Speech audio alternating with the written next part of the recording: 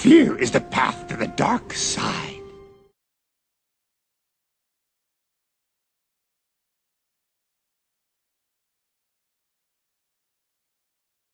January 1st, the Justice Department is preparing to launch a review in hopes of identifying factors that may have contributed to the spike in police deaths, which have increased 40% overall since 2009, and deficits in training and resources, as well as the behavior of officers, will be examined during a review by the Justice Department. In New York City, Ann Stanzik, a 49-year-old Polish immigrant with little understanding of English, was brutally beaten by New York City police officers during an arrest. The assault left this woman with large, dark purple bruises on her chest and a black eye. Her alleged crime? Failing to clean up after her dog. The woman denies any wrongdoing. Regardless, this should never have happened. Again and again across the country, police are forgetting that they are sworn to protect the rights of people. Yet with a badge on their wallets and a state-issued sidearm, the police somehow think they have the authority to beat a woman brutally for not cleaning up dog feces. Sadly, this type of behavior is all too common. Now take a guess. When the arrest was over, you think the police cleaned up after the dogs? It wasn't with the Freed Summit, but with a strong police presence. Minutes later, she took another rubber bullet on her forehead as she crouched behind a homemade sign that read, "Fear the Picked up from the street of Miami from one of the scurrying cockroaches. Oh, cool. Police are red-faced about their video. Do you think that tape paints a pretty picture? No, I don't. A police video shot after the shooting incident, just released following a review of excessive force complaints at the protest. I don't know who got her, but when it went through the sun, it hit her smack dab in the middle of the head. In Milwaukee, Wisconsin, Terry Duncan was fined $500 for swearing on a public bus. When Mr. Duncan said the F word and the S word, an undercover officer on the bus overheard him and ordered Duncan off the bus and slapped him with a citation. Mr. Duncan says this is un-American, and he's right. Speech is protected by the Constitution, even ugly speech. Don't the police have more important things to do? Who hasn't heard these words, and who was harmed by them? But Fernando Trinidad is seen here apparently pushing a woman down the stairs.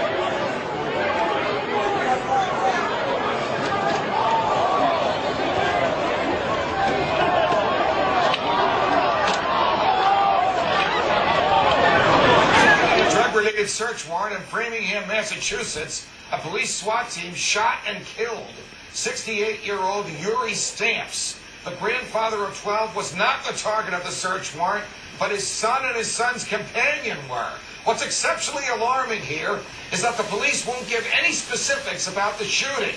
All that we know is that the police did not recover any firearms from Mr. Stamps' home. America, this is an avoidable tragedy.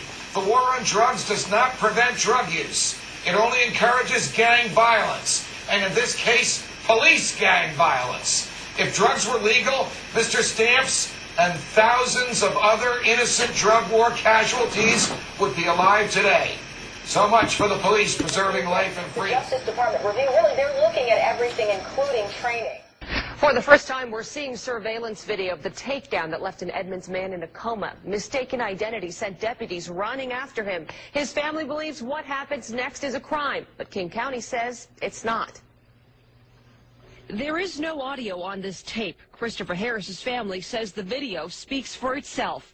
The 180-pound Harris shoved by the 270-pound deputy. To police, this is a takedown of a suspect gone terribly wrong. We look at this as a tragic accident. Nothing more than that.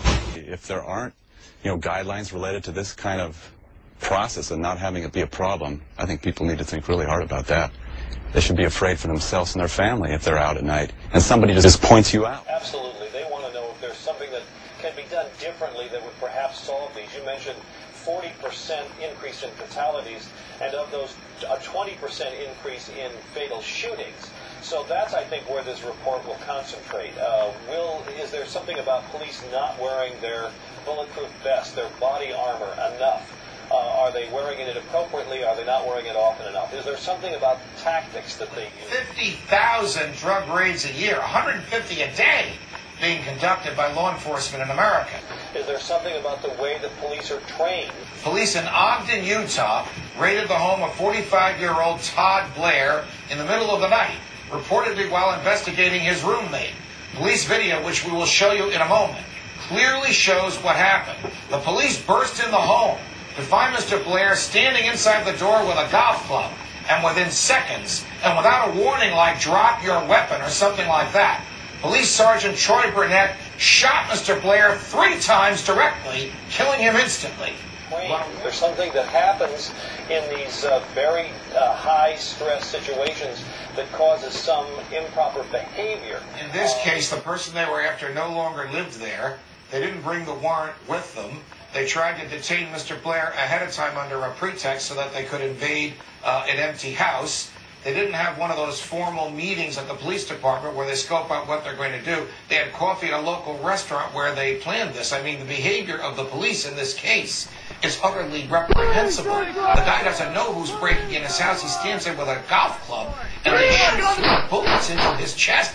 And someone in the government says this is justified. Oh, probable cause. And then the government lawyers get a judge to seal the records. So we really don't know what planning there was or even what they found after they invaded and executed the search warrant on this house. Are there factors that are preventable? Police are creating these situations in the first place, that we are policing nonviolent consensual crimes with these very violent, volatile tactics. And I mean, these consequences are predictable, and they're going to continue happening until we change that. That's what the Justice Department wants to look at. And you mentioned the number 11. And the 11th one was a death today of an Indianapolis police officer who was shot during the weekend at a traffic stop. And there have been a couple of these shootings at traffic stops.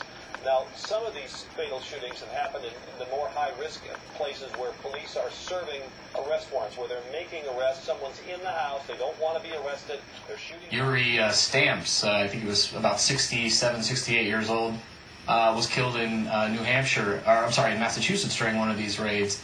And he was unarmed. He was completely innocent. They actually were after his son. They're shooting back. Those are very difficult circumstances. And that was the situation in Florida earlier this month in both Miami and St. Petersburg.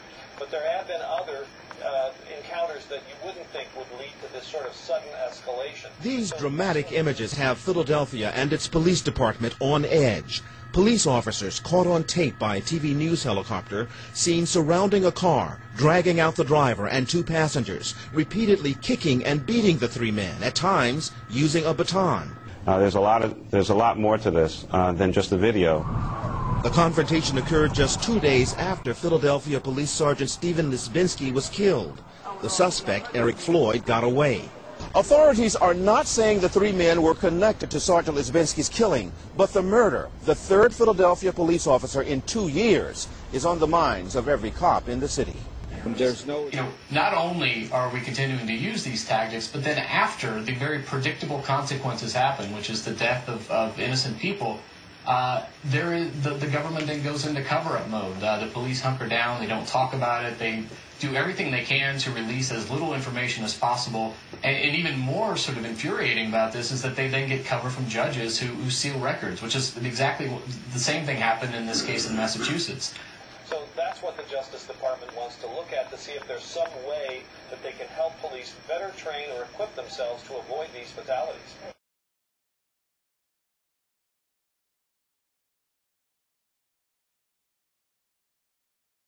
Government incompetence knows no bounds. In Rockland County, New York, Drug Enforcement Administration agents raided the wrong home at 5:30 in the morning, and with guns drawn. They pulled homeowner David McKay's 8-year-old daughter out of bed at gunpoint and dragged Mr. McKay outside in his underwear before realizing their mistake. Mr. McKay's daughter vomited and had an asthma attack. It's sickening that in an impossible effort to prevent drug use, the DEA literally terrorized a family because it can't use a map correctly. America, how many 8-year-old girls need to be yanked out of bed at gunpoint in the middle of the night? How many people, innocent until proven guilty, need to be murdered by police in their homes? How many police brutality stories will it take for us to realize that the war on drugs is far more brutal than drug use itself? The government is supposed to protect us and uphold our rights, not terrorize us. Later this week, gone terribly wrong. The Longview, Texas SWAT team recently raided the home of two brothers, Kenneth and James Jimerson, pulling them out of bed in the dark at gunpoint. There was one problem. The police had the wrong address. Our country cannot sit idly by as the police barge into our homes with their guns drawn, especially when they can't even get the address correct. These types of extreme police tactics and gross negligence have already left innocent people dead, and it has to stop. And it will only stop when the American people are outraged and demand that law enforcement abide by the Fourth Amendment. I hope these brothers sue, and I hope they don't settle the case. Let a good Texas jury of their neighbors hear what the police did in this one.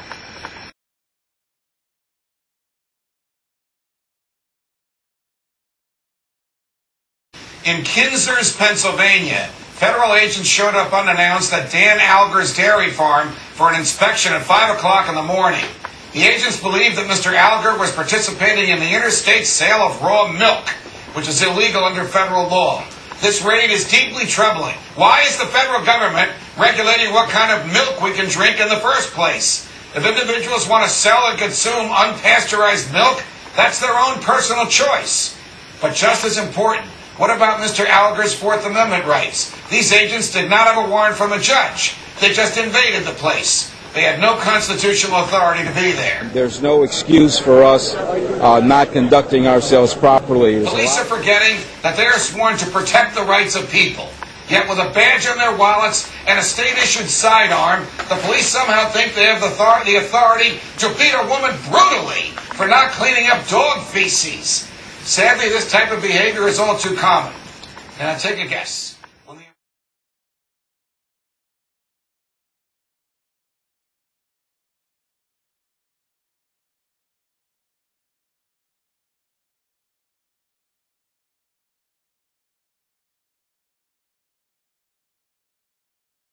Fear leads to anger. Anger leads to hate. Hate leads to suffering.